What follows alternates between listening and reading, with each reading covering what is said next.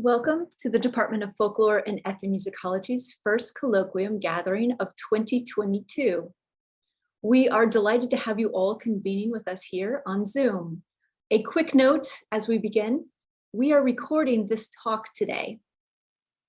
As a member of the Colloquium Committee, it is my privilege this afternoon to introduce our colloquium speaker, Dr. Bertie Kibreah. Before I do, however, I would first like to thank the other members of the Colloquium Committee, Dr. Solimar Otero, and graduate students Holly Matthews and Joe Johnson, who have all enthusiastically collaborated to bring us some very special programming throughout this year. And so I'll take this opportunity to remind you about the exciting speaker lineup that we have organized for the semester, partially in conjunction with Dr. Otero's graduate seminar on performance in Africa and the 60th anniversary of the African Studies program. Our next event will be offered next week on January 26th by Dr. Toyin Falola, who will be presenting a talk titled From Pan-Africanism to Afrofuturism, Trajectories of African Liberationist Thought. For this presentation, please join us in person at the Grand Hall in Maxwell at 4 p.m.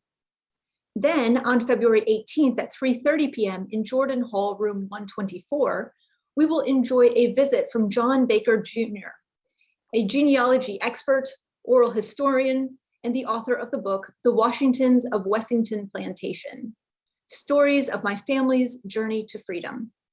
That will be followed on March 25th by Dr. J. Lawrence Mattori for a presentation titled Slavery in the Heart of Freedom, back at Maxwell Hall. We'll then conclude the season with a Zoom talk by Dr. Aisha Beliso de Jesus on April 22nd. Please keep an eye out for our announcements. And now I'm delighted to welcome our very own Dr. Bertie Kibreah, who we've been honored to have in our department this year as a visiting assistant professor, and who has already made quite a mark, especially with his very popular graduate seminar on music and devotion this past semester. Dr. Kibreah is an ethnomusicologist, South Asianist, and accomplished multi-instrumentalist and vocalist whose research concerns Indic and Islamic devotionalisms within, between, and beyond the region of Bengal, including in Bangladesh, East India, the Bay of Bengal, and I recently learned extending somewhat more locally to Hamtramck, Michigan. His interests in devotion are particularly informed by discourses of festivals, memory, song, orality, intergenerationalism, and migration. He currently writes on shrines, pilgrimage, and devotion debate, and is especially interested in the various intersections that bring life to dialectical performance. Dr. Kibreah received his PhD in music from the University of Chicago in 2019, where he also directed the South Asian Music Ensemble and was program director for more than a decade for the Frank Institute for the Humanities. Dr. Kibreah is also trained on the tabla drum, studying with Pandit Swapan Chowdhury and others at the Ali Akbar Khan College of Music in San Rafael, California. He is currently a tabla instructor and artistic advisor for the Calapriya Center for Performing Arts in Chicago, Illinois. Let's welcome Dr. Kibreah to our forum. Thanks so much, Professor Turkson, for that very warm welcome, very kind words. Certainly appreciate that. It's really a pleasure to be here and give this talk today, not the least because it gives me the opportunity to share a bit of my work with you all through my visiting appointment here. I know so many of you and you know me, but this opportunity has not yet arisen until now, so very glad to have it. I also want to thank everyone else on Zoom today who I may not know, but hope to soon know. Thank you for attending this afternoon, despite the uncertainties that we're, again, experiencing in the world today. My presentation is sort of going to be in broad strokes. I do this partially because I think there's a certain amount of historical and ethnographical detail that should be situated and contextualized before I go into some of the matters that interest me. But also because I know that this is a sort of public-facing series and I want to engage with all of you in the best way that I can. And lastly, it's Friday afternoon after all. So I want to say a few words about Bangladesh and the somewhat unknown legacy of Bangladeshi academics and intellectuals that have had such a unique and consequential connection with the Department of Folklore and Ethnomusicology at Indiana University. When I first walked into the department in the fall, I was admiring all the artwork and the tapestries that adorn our hallway in our offices, and I suddenly recognized a portrait of Sheikh Mujibur Rahman, who was the founding father of Bangladesh, and he's hanging just above our directory board. For those of you who haven't seen it, check it out next time you walk past. In fact, the history between our department and Bangladesh goes back many, many decades. The national folk poet of Bangladesh, Joshimuddin, was invited to IU Bloomington in the 1950s, just years after the dismantling of the British Raj in South Asia. Many other writers and researchers followed, coming as visiting appointments or in pursuit of their PhDs in folklore. A large percentage of them would actually return to Bangladesh and become leading poets and public intellectuals, consequently shaping the contours of literary criticism and the study of vernacular performance traditions, which have been so crucial to Bangladeshi national identity in the decades that followed and continues today. So it's a testament, I think, to the seminal place of this department, our department, in the world. And I feel even more privileged to present this talk today in the shadow of the Bangladeshi polymaths whose paths crossed here before me. So my work concerns Bangladesh and music. I want to say a few words. I have sort of an introduction and then another introduction and then another introduction before I go into things. But I think these are all important things to mention right up front. And I do want to say a few words about why this topic matters to me and why I think this work is so critical. So the larger area of Bengal has been central to South Asian scholarship. But the more specific region of Bangladesh, which is a part of Bengal, has a legacy of sort of residing in the peripheral footnotes. Contemporary research on Bangladesh, though, is growing and has become more and more plentiful. Though a certain section has remained mostly historically centered, drawing on things like textual analyses of speculative metaphysical poetry from centuries ago, or some somewhat obscure translations from Persian to Bengali, for example, in the pre-modern era, all very interesting. And in contrast to this, you also have another sort of burgeoning volume of publication, which is more contemporaneous, focused more on things like popular politics and the incongruences of governance. And while this first body of scholarship sort of examines permanent impressions of mysticism in the Muslim Bengali idiom, it has characteristically severed itself from the many complex layers of populist sentiment that inform modern Bangladeshi notions of religiosity. The second body of work, focused on a nexus of modern campaigns and political maneuverings, sometimes remains more ahistorical in conception, and especially fails to reconcile the classic and enduring forms of piety that abound in poetic and musical expression.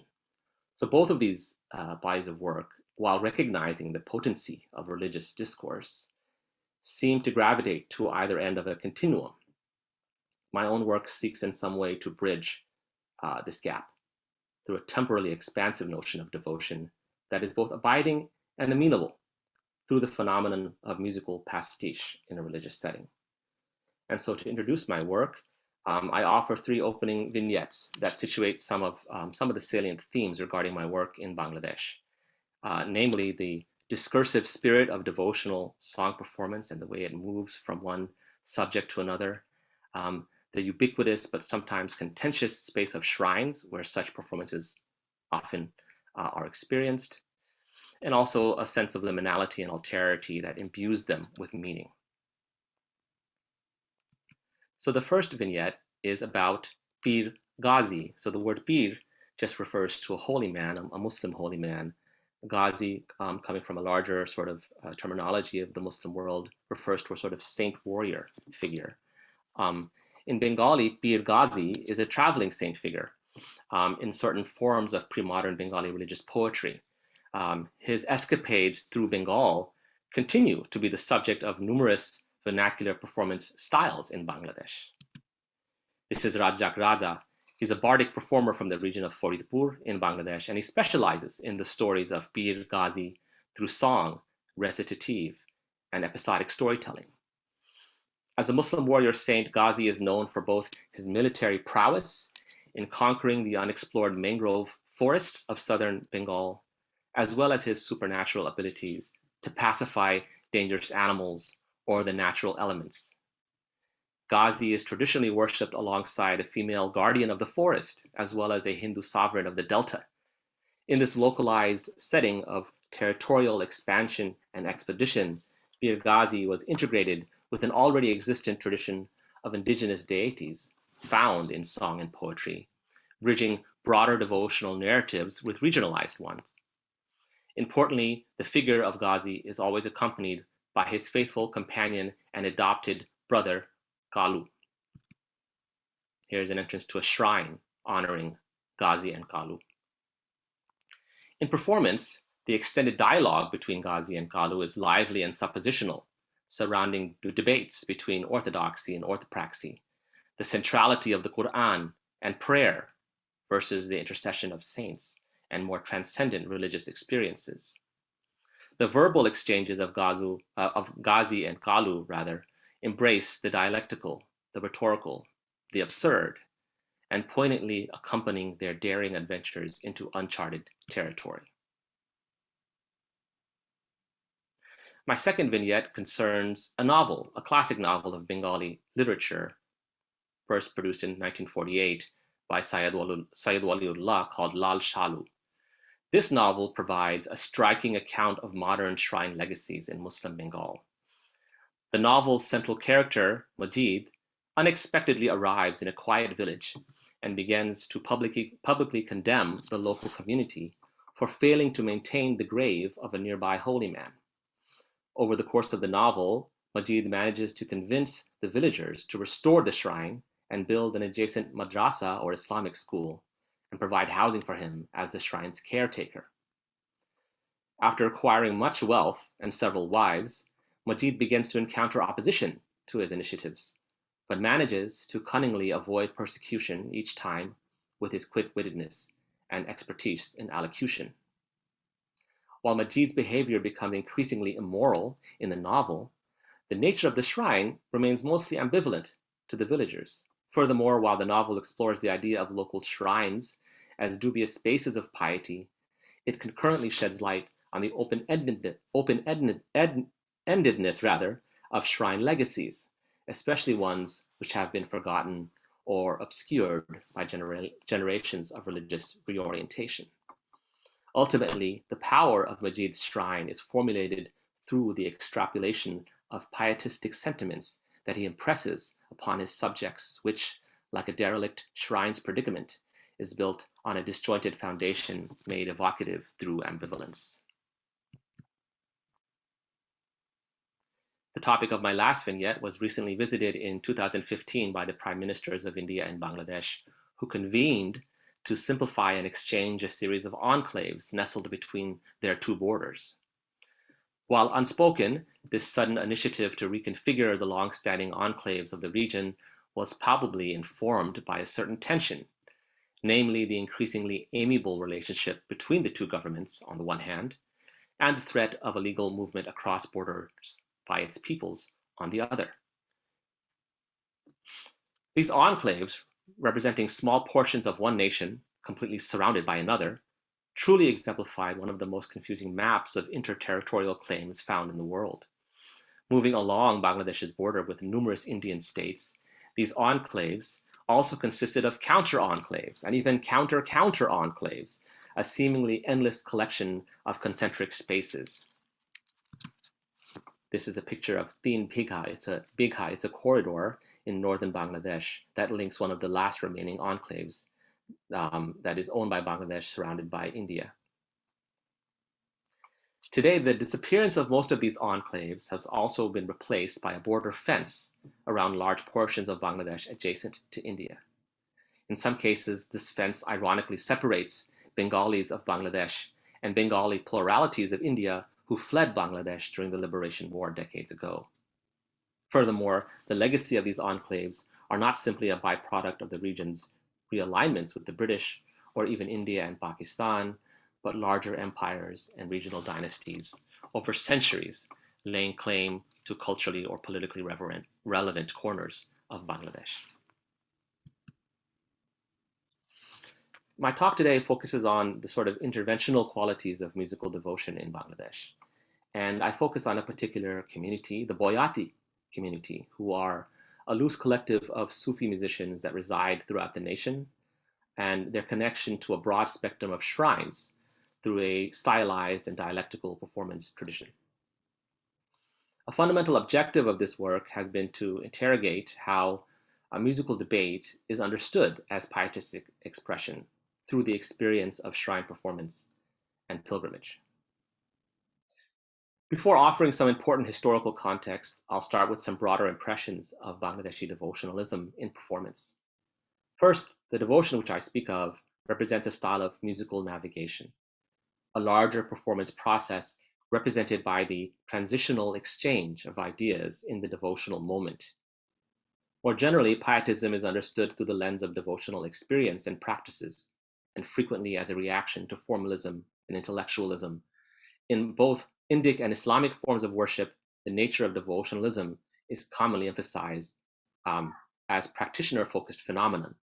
But in the Bangladeshi setting, devotionalism certainly elicits a reaction or response by those who partake in the performance, but at the same time, there's a complex musical generation on stage that critically enacts a devotionalism itself.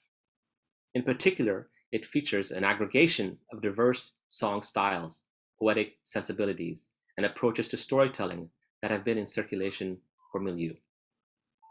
The charm of the performance is highlighted through the musician's ability to negotiate, interpret, and rehash sonic and lyrical ideas, thereby providing a unique and highly stylized commentary on layered and conflicting tropes of devotional meaning. Secondly, this devotionalism is not simply a deflection of dogma, but also embraces various aspects of scholarly and popular piety. As bricoleurs, the musicians involved in this performance are not overly concerned with the coherence of words or ideas as a whole. The elements of devotionalism are not eternal or immutable, but rather provisional, shifting. The devotional act of expressing the inexpressible is a running and impromptu exegesis that recomposes a range of sonic modalities which sublimate the formal and the quotidian, the theological and the conjectural. Thirdly, this devotionalism also produces a regionalized affect. The reverence for the localized is not situated in some notion of great or little traditions, but in a geographically centered agency where divergent streams of piety, popular, revivalist, speculative, have long coalesced and been investigated, challenged, or reinterpreted in vernacular domains. The idea of the rural also conjures the powerful but thorny relationship between piety and resistance, and Bengali authors, proselytizers, and statesmen have repeatedly engaged, physically and figuratively, with this domain in order to accentuate a range of devotional polemics. Despite the subtleties that inform ideas of ruralness today brought on by urban sprawl, a burgeoning middle class, widespread use of digital media, regional identity continues to remain central to Bangladeshi subjectivities today. I now want to turn to the political history of this region, which is actually a somewhat lengthy and convoluted topic. However, I think it's important to mention some salient aspects of this history in order to understand how Bangladeshis today navigate a series of devotional subjectivities in this performance that I work on. Historically, we can talk about different types of conflations in this region. Conflations within the region of Bengal, within Greater South Asia, and within the larger Muslim world. The larger region of Bengal comprises significant Hindu and Muslim communities. Historically speaking, both communities are quite spread out across the region. Geographically, Muslim Bengal is quite far removed from other traditional Muslim epicenters in South Asia, both in terms of space and in terms of solidarity with those other Muslim communities.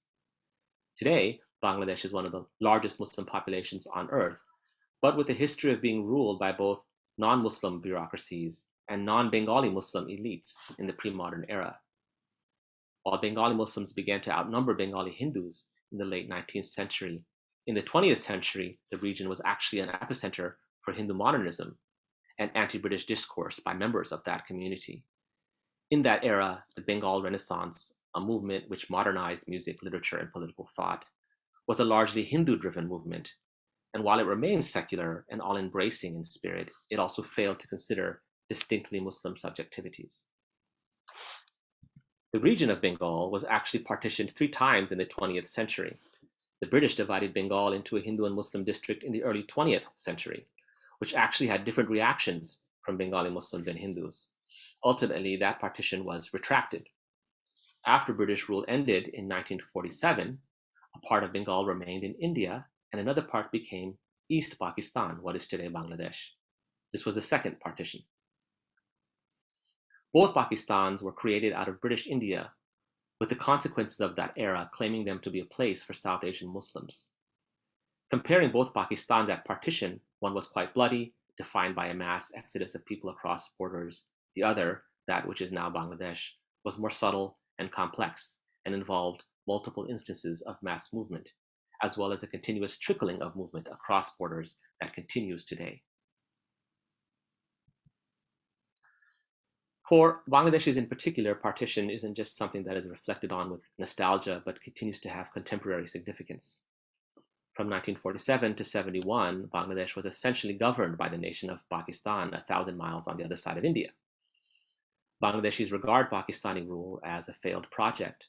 Both Pakistans were not only geographically isolated from one another, but Bengali Muslims increasingly felt that they were underrepresented in matters of state and ultimately had a different sense of national ideology than Pakistan.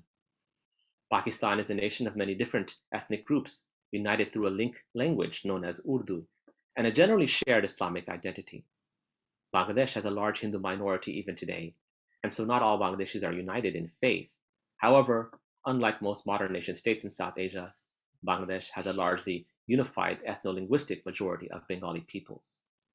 Therefore, a shared language heritage is what has commonly defined Bangladeshi identity. Bangladeshi ethno-linguistic nationalism was the ideological impetus for the liberation struggle, which began in the 1950s and resulted in the liberation war that ended in 71. This is the third and final partition. The Bangladesh Liberation War is memorialized as a genocide and a victory against all odds. Yet, this conflict produced ambiguous consequences. Many of those involved in war-related atrocities fled or went underground. Ecological disaster, political infighting, the nation's changing economic and religious alignments have also complicated this process. A certain angst of injustice is a palpable part of Bangladeshi nationalism. The state calendar is filled with days of mourning and solemn remembrance.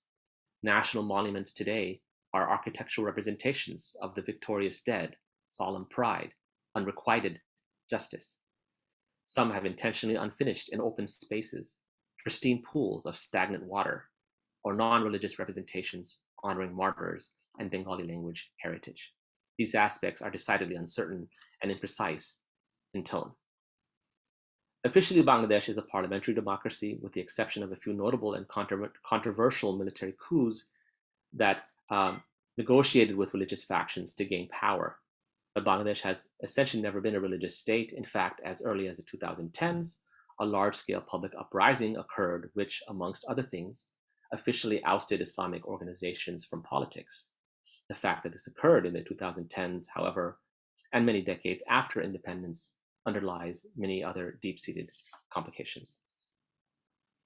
So with this lengthy, but believe it or not, selective overview in place, I'd like to now situate the boyati community of Bangladesh, who engage in a certain type of debate performance at shrines.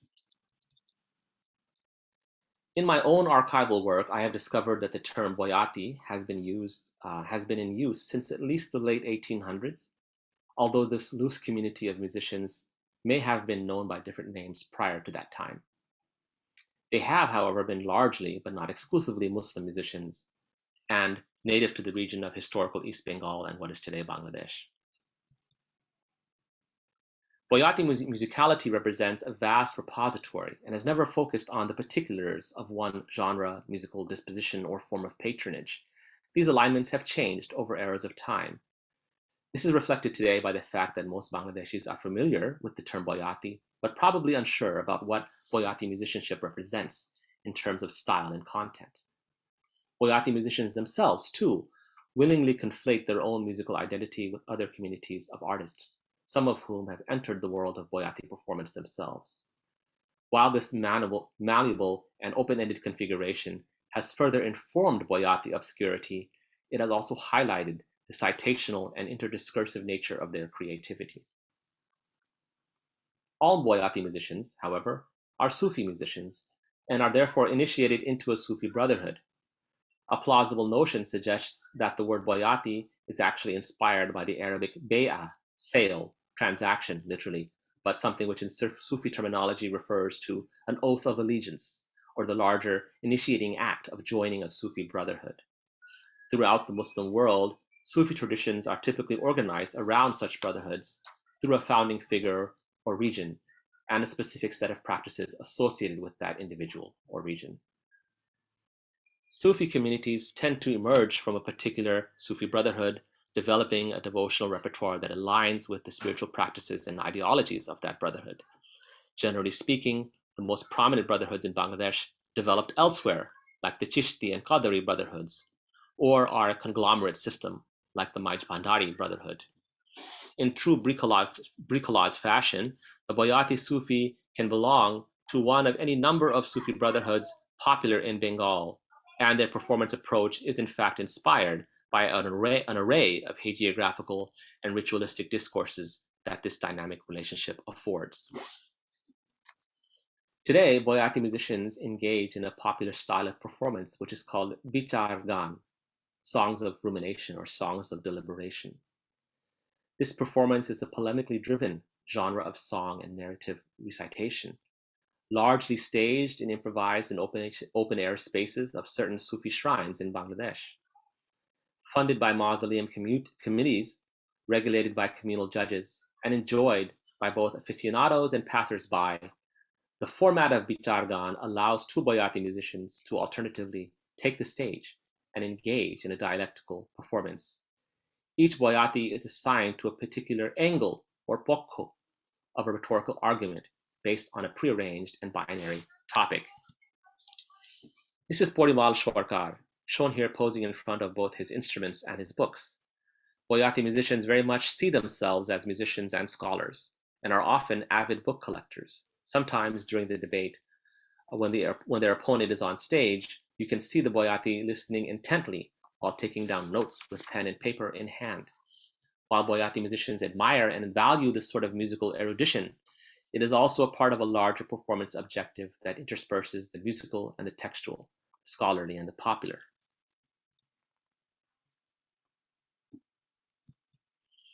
Here you see a number of promotional posters for debates, which also highlight the varying subject matter that shapes these performances. Some debates are based on religious themes, others are not. Some focus on a particular tension, domestic or spiritual, between individuals, saintly personas, regional folk poets, sons and daughters. Others take on more metaphysical topics inspired by both Hindu and Muslim mythologies, cosmologies, scriptural lessons. The debate is organized through a series of alternate sessions on stage. In each session, which is roughly about 15 minutes or so, a Boyati answers a question and posits a new one, incorporating oration and the rendering of one particular song choice to encapsulate the argument at hand. So let's hear a bit of music. The text that you see now is part of a compendium of song lyrics that I've been putting together since my engagement with this performance tradition has very much been through learning the repertoire itself. I hope this material might be a published companion to my writing in some way in the future. This song celebrates the importance of prayer and warns the listener not to overlook religious law and sacred scripture. It might be performed in one of the most popular debate templates that we see today, known as Shoriat Marfot. The Arabic roots, Sharia and Ma'rifa, refer to matters of theory or jurisprudence on the one hand, and the mystical or intuitive knowledge of spiritual truth on the other. In this recording, the boyati Rajab Dawan represents the more orthodox position of the debate, and has just posited a question to his opponent. He then renders the following song. You can read along in the translation I provided. We'll hear the opening refrain and the first verse. তাই আপনার প্রশ্ন এই ছিল, সংক্ষেপে মীমাংসা করার চেষ্টা করলাম। আমি কিছু কথা রাখবো আমার একটি গানের পরে। আমার গানটার দিকে আপনারা সবাই লক্ষ্য রাখবেন। অনিয়মে ভজন বৃথা, অনিয়মে ভজন বৃথা, নিয়ম কানুন আগে মান, ভেজনে সেই নামাদেশ পেদাও প্রাণ ও ভাই মুসলমান, ভেজনে সেই নামাদেশ পেদাও প্রাণ।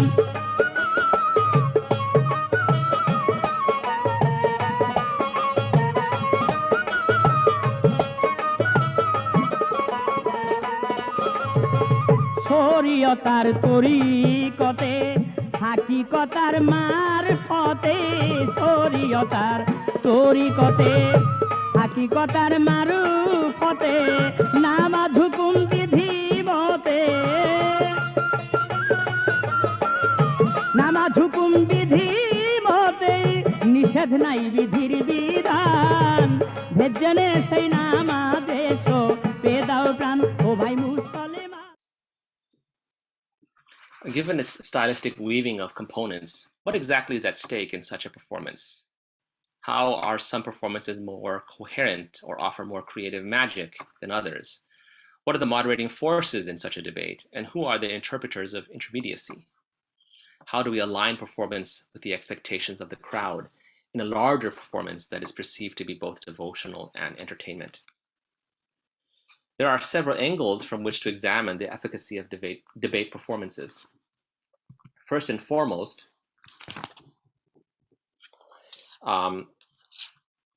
the generative compositional style that informs the debate has many components, which collectively produce a certain devotionalism.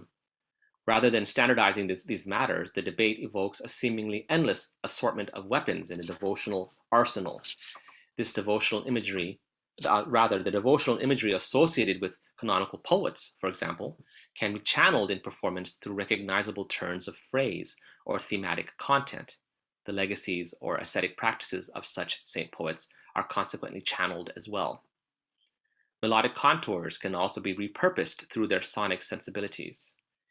In addition, as boyati artists weave song traditions together through oration, the prosodic patterns and vocal cadences of popular sermons or devotional group chants are incorporated into the mix, as well as the occasional inclusion of original compositions. The resulting medley showcases an indexical knowledge of performance mediums, taps into the reception histories of songs and poets, and resituates devotional imaginaries. A number of debate strategies comprise aspects of performance components and their delivery style, drawing from a range of spiritual authorities, sonic elements, the nature of queries, performance, form, polemical maneuvers, and the manner in which the boyati musician engages with others on stage or in the audience. A second angle in which to examine the power and charm of the debate is through its administrative, promotional, and ambience-driven components at shrines. Such shrines are compelling sites for understanding lived Islam in historical and contemporary South Asia. They serve as portals into South Asian Islam's complex textual histories, devotional rituals of dance and music, as well as theologies of meditation and transcendence. Yet, modern Sufi shrines must also be examined in relation to a slew of pietistic ideologies that move through them, catalyzed by both the demands of nation-making projects and public pilgrimage customs. As such, they themselves are a microcosm of officially endorsed and popularist conceptions of Islam that circulate in Bangladesh. In Bangladesh, the everyday mosque is little more than a house of worship where sermons are given and prayers are led. For other activities, musical and non-musical, the shrine has traditionally provided the platform for social engagement, promotion of ideologies, the drawing of correlations between larger communities. Shrines are popular points of congregation and individual experience where the broad spectrum of religiosities can be readily observed. Some shrines are large complexes funded by national endowments. Others are little more than dilapidated relics in the countryside. Some advocate the orthodox beliefs of the mainstream. Others are detached from many aspects of conventional piety. The various routes of pilgrimage which connect to these shrines are correspondingly complex, competing with one another through liturgical elements, music making, and ritual performance. The shrine figure buried at a shrine may be a non-Bengali Muslim saint of antiquity, a more recent and local saint, an unknown saint, or even one that may or may not be buried there at all. But shrines are also not necessarily defined by the legacy of an interred saint. They're sometimes known by their proximity to a region or landmark, a particular ideology, the endorsement or non-endorsement of music, a particular sponsorship or patronage, or even a legendary event. Here are 4 images of important shrines in Bangladesh. None of these shrines sponsor the debate performance, but rather illustrate the larger and complex shrine networks in Bangladesh and the different ideologies, ambiances, performance conventions that together evoke a very pointillistic sense of piety through pilgrimage experience. Starting in the top left and moving clockwise is an image of the shrine of Lalon in the region of Kushtia in western Bangladesh. An important saint composer of Bengali devotional poetry, Lalon's followers today are their own community and celebrate his legacy as a speculative and interreligious one. While highly regarded as the musical epitome of counterculture, his shrine nonetheless is a representation of conventional Indo-Islamic culture, especially the bulbous dome and archways that surround the mausoleum on all sides. In the top right is the arched gate leading to the shrine of Shah Ali Baghdadi in the busy neighborhood of Mirpur in Dhaka, the capital. Because of its proximity to both the nation's central bus terminal and the High Court building, this shrine is much more known for its locale rather than the tomb of its saint. The shrine hosts something akin to a devotional open mic night every Thursday, where one can hear a variety of mixed genre and non-specialist performances. On the bottom right, and bathed in neon lights, is one of the many shrines at Maij Bhandar in the Chattogram district of southern Bangladesh. This massive complex of mausoleums is a definitive space that expands through the local town and is also a hybrid Sufi brotherhood whose own canonical song forms integrate Bengali folk music with Qawwali-style poetry found in the Sufi shrines of North India and Pakistan. Lastly, in the bottom left, the decorative entranceway leading to the shrine of Shah Jalal in the Sylhet district of eastern Bangladesh. As a non-Bengali saint figure, this shrine represents a legacy of Sufi antiquity and the interactions of Muslim saints between Bengal and other regions of the Islamic world. The figure of Shah Jalal and his journeys to the region largely define public and popular understandings of Islam's development in the region. No musical traditions are associated with this shrine, and like similar shrines throughout Bangladesh, the somber, prayer-focused promotion of piety is also state-sponsored, which is evidenced by the nation's regional airports that are named after them.